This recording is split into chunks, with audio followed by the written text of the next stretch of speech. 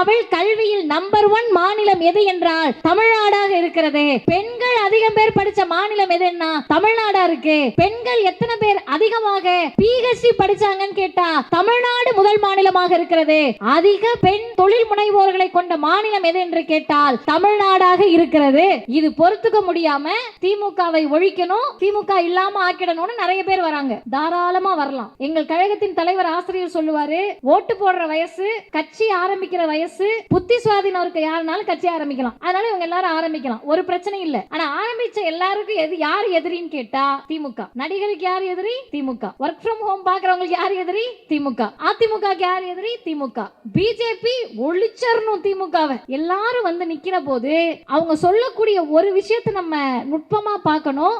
2 மாசம் பொறுங்க, அதுக்கு பிறகு எங்க தலைவர் போராட்டம்னா என்னன்னு காட்டுவாரு அப்படின்னாங்க. எனக்கு பாருங்க, அது சொல்றதுக்கே 2 மாசம்னா என்ன டைம்னு புரியல. அப்புறம் தான் நான் யோசிச்சேன், சம்மர் சீசன், வெயில் காலத்துல ஏசிலேயே உட்கார்ந்திருந்த நடிகருக்கு வெளியே வந்து போராட முடியாது, அதனால 2 months பொறுங்கன்றாங்க. சரி, வெயில் காலம் முடிஞ்சாலும் மழை காலம் வந்துடும். மழை காலத்திலயும் தலைவர் வெளியே வர மாட்டாரா?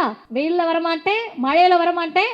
ஆக மொத்தம் மக்களை நேரடியாக சந்திப்பதற்கு எனக்கு துணிச்சல் இல்ல, திராணி இல்ல, மக்களோடு நிற்க மாட்டேன். ஆனா நீ ஓட்ட மட்டும் எனக்கு போட்டு சிஎம் ஆக்கிரணும். பணம் வேணுமா படிப்பு வேணுமான்னு கேட்டா படிப்பு தான் வேணும்னு சொல்லக்கூடிய ஒரே மாநிலம் தமிழ்நாடு தான். அதனாலதான் இவங்க இதுல கை வச்சு, பிள்ளைங்க படிக்கலனா அறிவு வளராது, அறிவு வளரலனா எந்த நடிகர் வந்தாலும் ஆட்சி அமைக்கலாம், அதனால படிச்சிட கூடாது, அறிவு வளர்ந்துட கூடாதுன்னு நினைக்கிறப்ப ஒரு முதல்வர் சொல்லுகிறார், நீ கொண்டு வர புதிய கல்விக் கொள்கையை ஏத்துக்கிட்டாதான் எனக்கு காசுன்னு சொன்னா, செத்து போன சமஸ்கிருதத்தின் உருவமான ஹிந்தியை ஏத்துக்கிட்டாதான் எனக்கு காசுன்னு சொன்னா 2000 கோடி இல்ல, 5000 கோடி இல்ல, 10,000 கோடி ரூபாய் கொடுத்தாலும் புதிய கல்வி கொள்கையை தமிழ்நாடு ஏற்றுக்கொள்ளாது.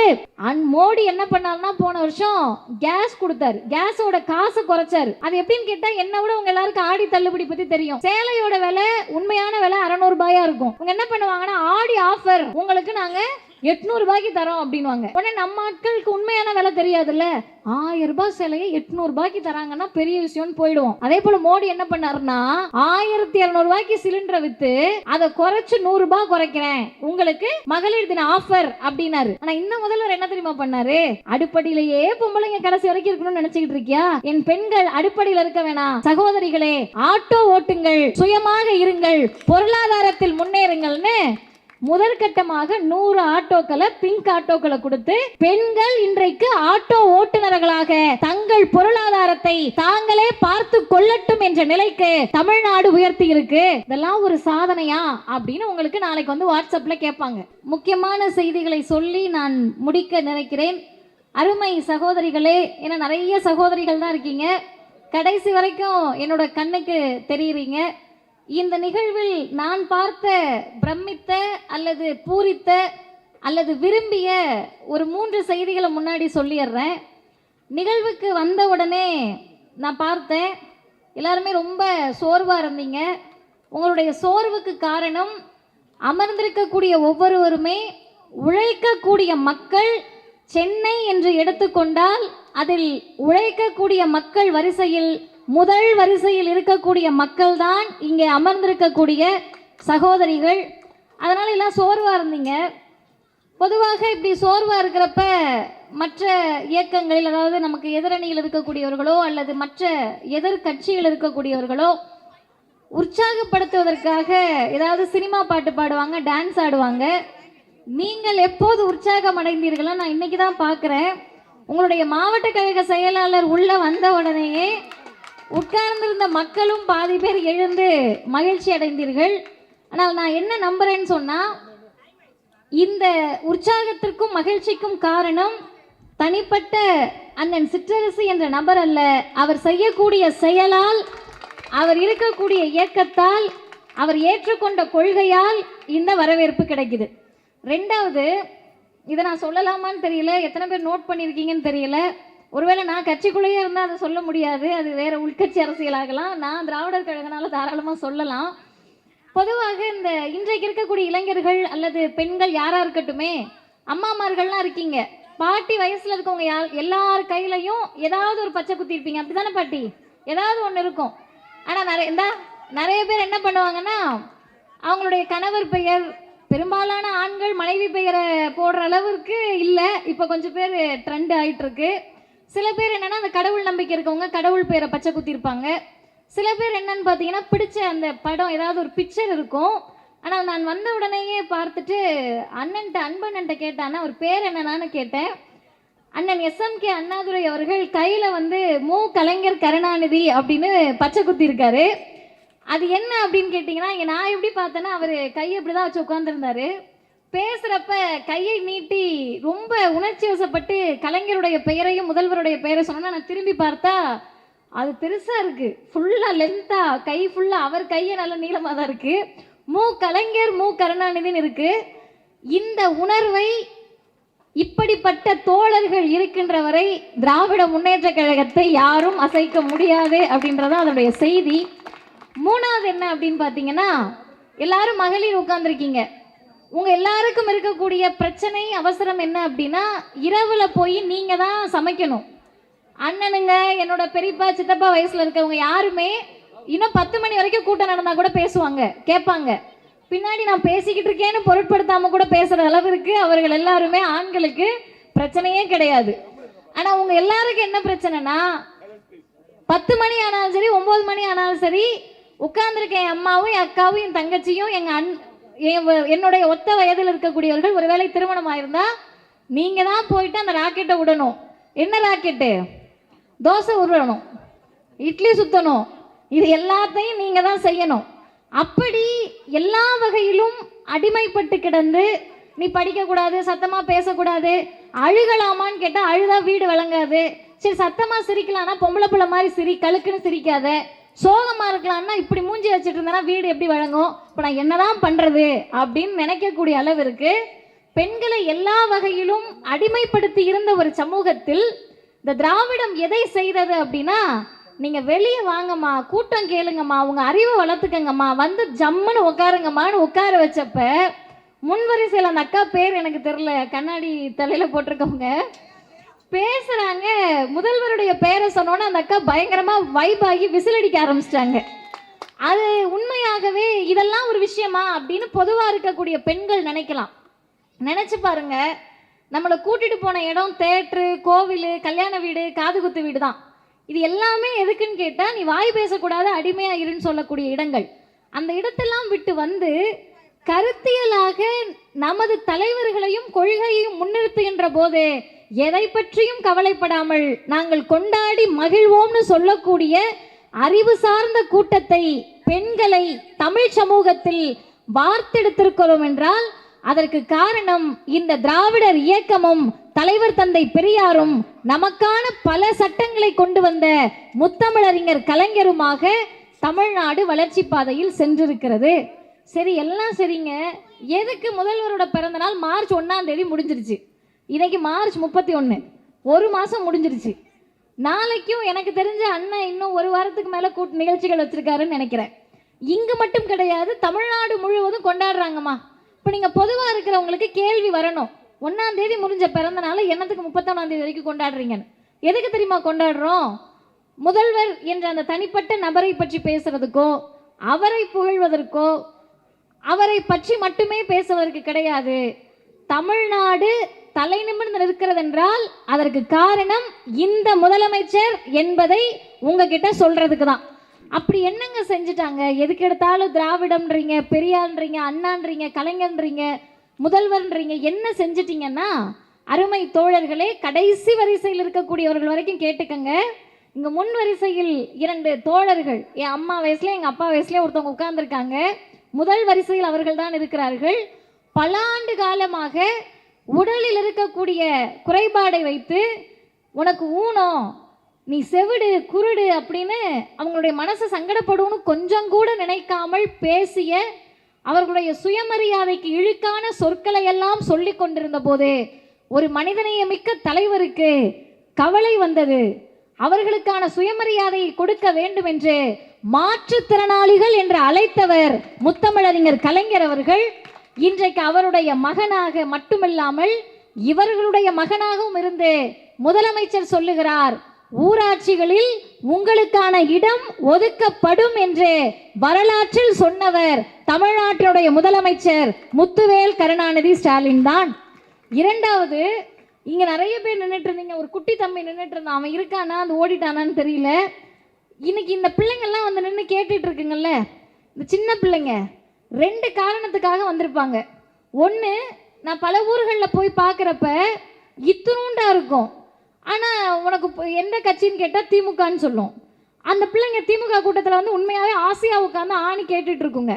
ஆனால் இங்கே இருக்கக்கூடிய சில பேர் பெண்கள் கூட்டிகிட்டு வந்திருக்கீங்கல்ல குழந்தைங்கள, அவங்களாம் ஏன் தெரியுமா கூட்டிகிட்டு வந்திருப்பீங்க? பாதி பேர் வீட்டுக்கார்ட்ட விட்டுட்டு வர முடியாது, அவர் வேற எங்கேயாவது போயிருப்பார், இல்லைன்னா அவர் இங்கே ஸ்டேஜுக்கிட்ட நிற்பார், பிள்ளைங்க நீங்கள் தான் பார்த்துக்கணும், அந்த நெருக்கடியில் கூட்டிகிட்டு வந்திருப்பீங்க. இன்னும் கொஞ்சம் பேர் என்ன வந்திருப்பாங்கன்னு கேட்டால், என்னதான் நடக்குதுன்னு கேட்போமே, வீட்டில் இருந்தால் அம்மா படிக்க சொல்லுவாங்க, சும்மா எங்கேயாவது வந்து நிற்போமே அப்படின்னு நின்றுருக்குங்க. அப்படி நிற்கக்கூடிய உட்கார்ந்துருக்கக்கூடிய இந்த குழந்தைகள் கிட்ட நான் ஒரே ஒரு கேள்வி கேட்குறேன். அந்த கேள்விக்கு அந்த குழந்தைகள் சொல்லக்கூடிய பதிலை வைத்து ஏன் இந்த முதல்வரை கொண்டாடணுன்றத நீங்களே முடிவு பண்ணிக்கங்க. கேட்போமாம்மா? ஏம்மா 9 மணிக்கு தான் நீ கேள்வியே கேட்க போறியான்றீங்களா? சின்னதாக கேட்குறேன். குட்டி, எத்தனாவது படிக்கிற? நீ தான் அம்மா. இங்கே பாரு அக்கா பாரு, எத்தனாவது படிக்கிற? 3rd standard. எந்த ஸ்கூலில் படிக்கிற? அரசு பள்ளியிலையா? சரி. நீங்கள் எத்தனாவது படிக்கிறீங்க? குட்டியாக நிற்கிறீங்களே மஞ்சள் கலர் சட்டை, அவங்க சொல்லுங்க, நீங்கள் சொல்லுங்கண்ணா. 4வதா? அவங்கண்ணா பின்னாடி உங்கள் பொண்ணு யூகேஜியா? யூகேஜி. சரி. இங்கே இருக்கக்கூடிய இத்தனை பேர் இருக்கீங்கல்ல, இவங்களையும் சேர்த்து கேட்குறேன். அரசு பள்ளியில் தான் என் பிள்ளை படிக்குதுன்றவங்க மட்டும் கொஞ்சம் கோச்சிக்காமல் கை தூக்குங்க. பாதி பேர் கை தூக்காமல் அமைதியாக இருக்கீங்க. சரி. இத்தனை பேர் அரசு பள்ளியில் படிக்க வைக்கக்கூடிய பெற்றோர்கள். கொஞ்சம் பேர் கூட்டத்தில் இருப்பீங்க, என்ன நடந்தாலும் கையும் தூக்க மாட்டீங்க, கை தட்டவும் மாட்டீங்க, முறைச்சிக்கிட்டே இருப்பீங்க பேச்சாளரை, அப்படி பயமுறுத்தக்கூடிய ஒரு குரூப்ஸ் இருப்பீங்க. அப்படி நீங்கள் கணக்கு வச்சுக்கிட்டாலும் பெரும்பாலானவர்கள் அரசு பள்ளியில் படிக்க வைக்கிறோன்னு கை தூக்குறீங்க. இந்த அரசு பள்ளியில் காலை உணவு திட்டம் இருக்குது, அது எல்லாருக்கும் தெரியும், அது எவ்வளவு சிறப்பான திட்டம் அதெல்லாம் நமக்கு தெரியும். ஆனால் இந்த திட்டத்தை முதல்வர் என்ன நெருக்கடியில் கொண்டு வந்தாருன்னு தயவு செய்து தாய்மார்கள் புரிஞ்சுக்கணும்.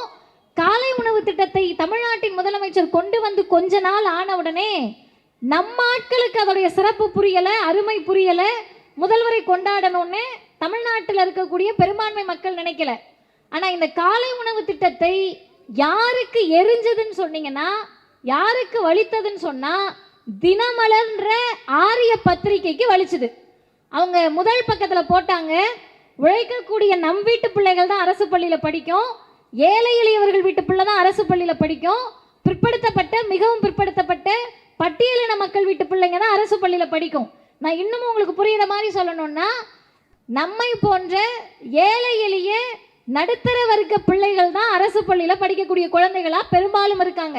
அந்த பிள்ளைகளுக்கு காலை உணவு திட்டத்தை கொடுத்தா தமிழ்நாட்டில் எல்லோரும் மகிழ்ச்சி அடைந்தார்கள். ஆனால் அந்த ஆரியர்கள் பார்ப்பன கூட்டம் பத்திரிகையில் என்ன போடுறாங்கன்னா, நீங்க நிறைய பேர் பார்த்துருப்பீங்க, மறந்துருக்கலாம், காலை டபுள் சாப்பாடு கக்கூஸ் நிரம்பி வழிகிறதுன்னு எழுதுனாங்க. கேட்குறாங்கல்ல, என்ன ஆரிய திராவிட போருன்றீங்க, எப்ப பாரு ஆரியத்துக்கும் திராவிடத்துக்கும் சண்டைன்றீங்கன்னு. எங்க வீட்டு பிள்ளைங்க சாப்பிட்டா கக்கூஸ் நிரம்பி வழியுதுன்னு எழுதக்கூடிய வக்கரத்துக்கு பெயர் தான் ஆரியம். நீ என்ன சொன்னாலும் சரி, என் பிள்ளைகளுக்கு நான் காலை உணவு திட்டத்தை தருவேன் என்று சொல்லக்கூடிய முதல்வருடைய சித்தாந்தத்திற்கு பெயர் தான் திராவிடம். அந்த காலை உணவு திட்டத்தை கொடுக்க கூடாது, பிள்ளைங்களுக்கு சீருடை கொடுக்க கூடாது, பள்ளி புத்தகம் கொடுக்க கூடாது, அவர்களுக்கு கல்வி சொல்லி கொடுக்கக்கூடிய ஆசிரியர்களுக்கு சம்பளம் கொடுக்க கூடாதுன்னு சொல்லி ஒன்றிய பாசிச மோடி அரசு, பிஜேபி அரசு, நல்லா கேட்டுக்கங்க, நமக்கு வர வேண்டிய 2152 கோடி ரூபாய் கல்வி நிதியை கொடுக்கலாமா? இப்போ நீங்க நினைக்கலாம், எங்க அது ஒன்றிய அரசுக்கும் தமிழ்நாடு அரசுக்கும் இருக்க பிரச்சனை, தியாகராய நகர்ல உட்கார்ந்துருக்க, கிரியப்பாண்டி தெருவில் உட்கார்ந்துருக்க, திருவிக்கா நகர்ல உட்கார்ந்துருக்க, எங்களுக்கு என்னங்க பிரச்சனைன்னு. அந்த நிதி வராமல் போனால் நம்ம வீட்டு பிள்ளைங்களுக்கு தான் கல்வி பாதிக்கப்படும், உங்க வீட்டு பிள்ளைங்களுக்கு தான் கல்வி பாதிக்கப்படும். இத உடனே முதல்வர் கேட்டோடனே மோடி சொல்றாரு, நிர்மலா சீதாராமன் சொல்றாங்க, ஒன்றிய கல்வி அமைச்சர் சொல்றாரு, நீங்க புதிய கல்விக் கொள்கையை ஏத்துக்கிட்டீங்கன்னா உங்களுக்கு இந்த நிதியை கொடுப்போம். கொஞ்சம் கூர்மையா கவனிங்க. நான் இந்த குழந்தைங்க எல்லாம் எத்தனாவது படிக்கிறாங்கன்னு கேட்டேன்ல, இங்க இருக்க ஒரு கால் டிக்கெட்டு அது அரை டிக்கெட்டு. அங்கே இருக்கிறவங்களுக்கு நான் டிக்கெட்டே இல்லை. இந்த பிள்ளைங்களுக்கெல்லாம், உங்கள் வீட்டு பிள்ளைங்களுக்கெல்லாம் 3வது 5வது 8வதுல மோடி பப்ளிக் எக்ஸாம் வைக்க போறேன்றாரு, பொது தேர்வு வைக்க போறேன்றாரு. ஒரு சமூகத்தில் பணம் வேணுமா படிப்பு வேணுமான்னு கேட்டா படிப்பு தான் வேணும்னு சொல்லக்கூடிய ஒரே மாநிலம் தமிழ்நாடு தான். அதனால தான் இவங்க இதுல கை வச்சு, பிள்ளைங்க படிக்கலைன்னா அறிவு வளராது, அறிவு வளரலன்னா எந்த நடிகர் வந்தாலும் ஆட்சி அமைக்கலாம், அதனால படிச்சிடக்கூடாது, அறிவு வளர்ந்துடக்கூடாதுன்னு நினைக்கிறப்ப ஒரு முதல்வர் சொல்லுகிறார், நீ கொண்டு வர புதிய கல்விக் கொள்கையை ஏத்துக்கிட்டாதான் எனக்கு காசுன்னு சொன்னா, செத்துப்போன சமஸ்கிருதத்தின் உருவமான ஹிந்தியை ஏத்துக்கிட்டாதான் எனக்கு காசுன்னு சொன்னா, 2000 கோடி இல்ல, 5000 கோடி இல்ல, 10,000 கோடி ரூபாய் கொடுத்தாலும் புதிய கல்வி கொள்கையை தமிழ்நாடு ஏற்றுக்கொள்ளாது சொல்லக்கூடிய முதலமைச்சருக்கு தான் பிறந்த நாள் விழாவை கொண்டாடுகிறோம். இன்னும் 2 செய்தியோடு நான் நிறைவு செய்கிறேன். அம்மாமார்களுக்கு பொதுவாக அவங்க பிள்ளைங்க அவங்கள விட அறிவா இருந்தா உச்சி முகர்ந்து கொண்டாடக்கூடியவர்கள். நீங்க எல்லாருமே அப்படிதானே? இப்ப நான் பேசிக்கிட்டு இருக்கேன்னா என்னை யாருமே உங்களுக்கு தெரியாது, என் பேர் தெரியாது, என் ஊர் தெரியாது, நான் என்ன கட்சி என்ன இயக்கம் எதுவுமே தெரியாது. ஆனா நீங்க எந்த சந்தோஷத்துல தெரியுமா உட்கார்ந்துருப்பீங்க? முன்வரிசையில் உட்கார்ந்துருக்கக்கூடிய இந்த பாட்டி நான் வந்ததுல இருந்து பாக்குறேன், அவர்களுக்கு இருக்கக்கூடிய உணர்வு எல்லாமே யாரோ நம்ம பிள்ளை பேசுது, அந்த பிள்ளை யாரா வேணா இருக்கலாம், அதை பத்தி கவலை இல்லை. திமுக மேடையில் எங்களுக்காக பேசுறாங்கன்னா அது என் பிள்ளை தான் என்று நினைக்கக்கூடிய உணர்வோடு உட்கார்ந்துருப்பீங்க. அப்படி உட்கார்ந்துருக்கக்கூடிய தாய்மார்கள் கொஞ்சம் யோசிச்சு பாருங்க. பாட்டி சைக்கிள் ஓட்டியிருக்கீங்களா? சும்மா சொல்லுங்க. எங்க பாட்டி ஓட்டினது இல்லை, ஓட்டியிருக்க மாட்டோம். அம்மா வயசுல இருக்கவங்க சைக்கிள் ஓட்டியிருக்கீங்களாம்மா? பைக் ஓட்டியிருக்கீங்க. நீங்கெல்லாம் எனக்கு முன்னாடி தலைமுறை, உங்களை விட்டுருங்க. நீங்கம்மா இல்லை. நல்லா கேட்டுக்கங்க. எதுக்கு இதை கேட்டேன்னா, நாகப்பட்டினம் மாவட்டம், அதுக்கு பக்கத்தில் திருமருகல்னு ஒரு ஊர்.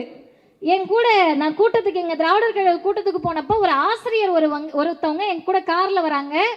அந்த டீச்சர், அந்த அம்மா சொல்கிறாங்க, சைக்கிள் ஓட்டிட்டு ஒரு பாப்பா போயிட்டு இருக்கு, அம்மா இந்த சைக்கிள் ஓட்டுறதுக்குள்ளே நான் எங்கள் வீட்டில் என்ன பாடுபட்டேன் தெரியுமான்னாங்க. அவங்களுக்கு ஏறக்குறைய ஒரு 50 வயசு இருக்கும். என்னங்க சைக்கிள் ஓட்டுறதுக்கு என்ன பாடுபட்டீங்கன்னா, அவங்களுக்கு 13 வயசு இருக்கிறப்ப இது உண்மையாக அவர் சொன்ன சம்பவம். அதை நான் அவங்கள எழுதவே சொன்னேன். அப்போ சைக்கிள் ஓட்டியிருக்காங்க 13 வயசுல. அவங்க பெரியப்பா வந்து என்ன பண்ணியிருக்காருன்னா, சைக்கிளை தூக்கி அப்படியே வீசியிருக்காரு. எதுக்கு வீசினாருன்னு உங்களுக்கு புரியலையா? பொம்பளை பிள்ளை சைக்கிள் ஓட்டிக்கிட்டு இருக்க அப்படின்னு கேட்டிருக்காரு. அவங்களுக்கு இப்போ 50 வயசுன்னா ஒரு 30 வருஷத்துக்கு முன்னாடின்னு வச்சுக்கோங்களேன். 30 வருஷத்துக்கு முன்னாடியே தமிழ்நாட்டின் பல மாவட்டங்கள்ல பல ஊர்ல பொம்பளை பிள்ளை சைக்கிளை மிதிக்கிறதா, நீ பெடல் போட்டு சைக்கிளில் போனா யாரோடையாவது போயிடுவேன்னு நினைச்சுக்கிட்டு இருந்த சமூகத்தில் என்ன மாற்றத்தை இந்த திராவிடர் இயக்கம் ஏற்படுத்தி இருக்கிறது என்று சொன்னால், தலைவர் தந்தை பெரியார் சொன்னாரு, பொம்பளை பிள்ளைங்கெல்லாம் ஏரோப்ளேன் ஓட்டணுமான்னாரு. சைக்கிள் ஓட்டுறதுக்கே விடாத ஊர்ல நீ ஏரோப்ளேன் ஓட்டுனப்ப இது என்ன இவர் சும்மா சொல்லிக்கிட்டு இருக்காருன்னு நினைச்சாங்க. போலீஸ் ஆகுன்னாரு. காக்கி உடுப்பை போட்டுட்டு நில்லு, ஆண்கள் காக்கி உடுப்பு போட்டா மதிக்கிறான்ல, நீ போட்டாலும் மதிப்பான்னாரு. ராணுவத்துக்கு போனாரு. யாருக்கும் ஒன்றும் புரியல, இவர் சொல்றதெல்லாம் நடக்குமா அப்படின்னு நினைச்சாங்க. 1973 தமிழ்நாட்டில் முதன்முறையாக காவல்துறையில் பெண்களை முத்தமிழறிஞர் டாக்டர் கலைஞர் அவர்கள் நியமித்தார். இந்த வரலாறுலாம் எங்களுக்கு எதுக்குமான்னு கேட்டீங்கன்னா, சைக்கிளே ஓட்ட விடாத ஒரு சமூகத்தில், பொம்பளை பிள்ளைனா இப்படிதான் இருக்கணும்னு சொன்ன சமூகத்தில் இந்தியாவில் ஒரு மாநிலம் அமைதி புரட்சியை செய்து கொண்டிருக்கிறது. இன்றைக்கு தமிழ்நாட்டின் முதலமைச்சர் மார்ச் 8ஆம் தேதி மகளிர் தினத்தை முன்னிட்டு மோடி என்ன பண்ணாருன்னா, போன வருஷம் கேஸ் கொடுத்தாரு. கேஸோட காசை குறைச்சாரு. அது எப்படின்னு கேட்டால், என்ன விட உங்க எல்லாருக்கும் ஆடி தள்ளுபடி பற்றி தெரியும். சேலையோட விலை உண்மையான விலை 600 ரூபாயா இருக்கும். இவங்க என்ன பண்ணுவாங்கன்னா, ஆடி ஆஃபர் உங்களுக்கு நாங்கள் 800 ரூபாய்க்கு தரோம் அப்படின்வாங்க. உடனே நம்ம ஆட்களுக்கு உண்மையான விலை தெரியாதுல்ல, 1000 ரூபாய் சேலையை 800 ரூபாய்க்கு தராங்கன்னா பெரிய விஷயம்னு போயிடுவோம். அதே போல் மோடி என்ன பண்ணாருன்னா, 1200 ரூபாய்க்கு சிலிண்டரை விற்று அதை குறைச்சு 100 ரூபாய் குறைக்கிறேன், உங்களுக்கு மகளிர் தின ஆஃபர் அப்படின்னாரு. ஆனால் இந்த முதல்வர் என்ன தெரியுமா பண்ணாரு, அடுப்படியிலேயே பொம்பளைங்க கடைசி வரைக்கும் இருக்கணும்னு நினச்சிக்கிட்டு இருக்கியா? என் பெண்கள் அடுப்படியில் இருக்க வேணாம், சகோதரிகளே ஆட்டோ ஓட்டுங்கள், சுயமாக இருங்கள், பொருளாதாரத்தில் முன்னேறுங்கள்னு முதற்கட்டமாக 100 ஆட்டோக்களை, பிங்க் ஆட்டோக்களை கொடுத்து பெண்கள் இன்றைக்கு ஆட்டோ ஓட்டுநர்களாக தங்கள் பொருளாதாரத்தை தாங்களே பார்த்து கொள்ளட்டும் என்ற நிலைக்கு தமிழ்நாடு உயர்த்தி இருக்கு. இதெல்லாம் ஒரு சாதனையா அப்படின்னு உங்களுக்கு நாளைக்கு வந்து வாட்ஸ்அப்ல கேட்பாங்க. இதெல்லாம் ஒரு சாதனையான்னு கேட்குறாங்கல்ல. உத்தரப்பிரதேசமும் பீகாரும் மத்திய பிரதேசமும் மகாராஷ்டிராவும் ஒரிஷாவும் சாதிக்காததை கல்வியில் தமிழ்நாடு சாதித்திருக்கிறது. இந்தியாவில் கல்வியில் நம்பர் 1 மாநிலம் எது என்றால் தமிழ்நாடாக இருக்கிறது. பெண்கள் அதிகம் பேர் படிச்ச மாநிலம் எதுன்னா தமிழ்நாடா இருக்கு. பெண்கள் எத்தனை பேர் அதிகமாக PhD படிச்சாங்கன்னு கேட்டா தமிழ்நாடு முதல் மாநிலமாக இருக்கிறது. அதிக பெண் தொழில் முனைவோர்களை கொண்ட மாநிலம் எது என்று கேட்டால் தமிழ்நாடாக இருக்கிறது. இது பொறுத்துக்க முடியாம திமுகவை ஒழிக்கணும், திமுக இல்லாம ஆக்கிடணும்னு நிறைய பேர் வராங்க. தாராளமா வரலாம். எங்கள் கழகத்தின் தலைவர் ஆசிரியர் சொல்லுவாரு, ஓட்டு போடுற வயசு, கட்சி ஆரம்பிக்கிற வயசு, புத்தி சுவாதீனம் இருக்க யாருனாலும் கட்சி ஆரம்பிக்கலாம். அதனால இவங்க எல்லாரும் ஆரம்பிக்கலாம், ஒரு பிரச்சனை இல்லை. ஆனா ஆரம்பிச்ச எல்லாருக்கும் யார் எதிரின்னு கேட்டா திமுக. நடிகருக்கு யார் எதிரி? திமுக. ஒர்க் ஃப்ரம் ஹோம் பார்க்குறவங்களுக்கு யார் எதிரி? திமுக. அதிமுக யார் எதிரி? திமுக. பிஜேபி ஒழிச்சரணும் திமுகவை. எல்லாரும் வந்து நிக்கிற போது அவங்க சொல்லக்கூடிய ஒரு விஷயத்தை நம்ம நுட்பமா பார்க்கணும். 2 மாசம் பொறுங்க, அதுக்கு பிறகு எங்க தலைவர் போராட்டம்னா என்னன்னு காப்பாச்சு காட்டுவாரு அப்படின்னாங்க. எனக்கு பாருங்க, அது சொல்றதுக்கே 2 மாசம்னா என்ன டைம்னு புரியல. அப்புறம் தான் நான் யோசிச்சேன், சம்மர் சீசன், வெயில் காலத்துல ஏசிலேயே உட்கார்ந்துருந்த நடிகருக்கு வெளியே வந்து போராட முடியாது, அதனால 2 மந்த்ஸ் பொறுங்கன்றாங்க. சரி, வெயில் காலம் முடிஞ்சாலும் மழை காலம் வந்துடும். மழை காலத்துலயும் தலைவர் வெளியே வரமாட்டாரா? வெயில்ல வரமாட்டேன், மழையில வரமாட்டேன். ஆக மொத்தம் மக்களை நேரடியாக சந்திப்பதற்கு எனக்கு துணிச்சல் இல்லை, திராணி இல்லை, மக்களோடு நிற்க மாட்டேன், ஆனா நீ ஓட்ட மட்டும் எனக்கு போட்டு சிஎம் ஆக்கிடணும் அப்படின்னு சொல்லக்கூடியவர்களுக்கு மத்தியில் 2 நாட்களுக்கு முன்பு கூட திராவிட முன்னேற்ற கழகத்தின் சார்பில் 100 நாள் வேலை திட்டத்தில் தங்களுடைய வியர்வையை சிந்தி உழைக்கக்கூடிய, கடுமையாக உழைத்து அந்த காசை வச்சு வீட்டில் சோறு சமைத்து சாப்பிடக்கூடிய தொழிலாளர்களுக்கு, 100 நாள் வேலை பார்க்கக்கூடிய உழைப்பாளர்களுக்கு 4034 கோடி ரூபாயை மோடி அரசு நிறுத்தி வச்சிருக்கு, நிதி கொடுக்கல. அதை எதிர்த்து தமிழ்நாடு முழுவதும் ஆர்ப்பாட்டம் நடத்திய கட்சி திராவிட முன்னேற்ற கழகமாக இருக்கிறதுன்னு சொன்னா, இதையெல்லாம் சீர்தூக்கி பார்த்து யார் வேண்டுமானாலும் ஒழிக்க வாருங்கள். ஒழிக்க வருவதற்கு முன்பு ஒன்றை நினைத்துக் கொள்ளுங்கள், அவர்களை ஒழிக்க நினைக்க போது துணை போகக்கூடிய இளைஞர்கள் ஒன்ன மனசுல வச்சுக்கங்க. திமுகவை ஒழிப்போம் என்று சொன்னால் முதல்வர் தரக்கூடிய மகளிர் உரிமை தொகையை ஒழிப்போம்னு அர்த்தம். திமுகவை ஒழிப்போம்னு சொன்னா தமிழ்நாட்டின் முதல்வர் தரக்கூடிய புதுமை பெண் திட்டத்தை ஒழிப்பாங்கன்னு அர்த்தம்.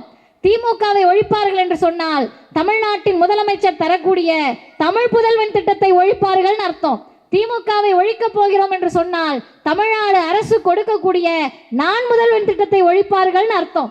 திமுகவை ஒழிப்பார்கள் என்று சொன்னால் தமிழ்நாடு அரசு, தமிழ்நாட்டின் முதலமைச்சர் தரக்கூடிய காலை உணவு திட்டத்தை ஒழிப்பார்கள் அர்த்தம். ஆக மொத்தத்தில் திமுகவை ஒழிப்போம், அழிப்போம், அரசியலில் இல்லாமல் செய்வோம் என்பதற்கு மறைமுக அர்த்தமாக தமிழ்நாட்டின் சுயமரியாதையை, பகுத்தறிவை, சமூக நீதியை, சமத்துவத்தை ஒழிப்பதற்கு பிஜேபி தயாராக இருக்கிறது. அதோடு நாங்கள் கூட்டணியில் இருக்கிறோம் என்று சொல்ல வருகிறார்கள்.